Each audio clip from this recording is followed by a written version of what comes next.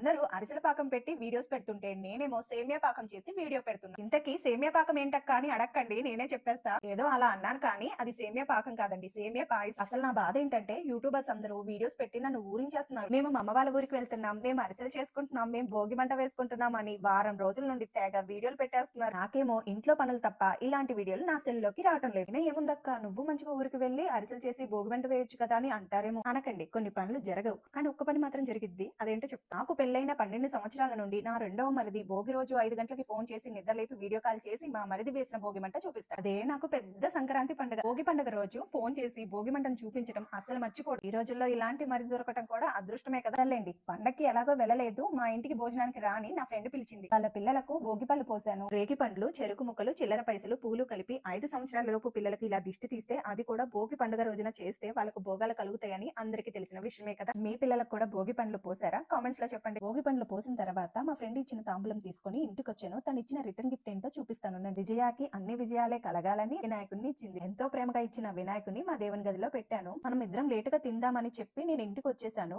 ఇంకా నా ఫ్రెండ్ పొద్దు నుండి ఏమి తెలియలేదు, అయినా నేను అన్న మాటకు నేను వచ్చేదాకా వెయిట్ చేసింది. ఇద్దరం కలిసి భోజనం చేశాము. అని మటన్ ముక్క మాత్రం కేక్ అండి, సాఫ్ట్ గా ఉడికింది, నోట్లోకి వెళ్ళిపోయింది.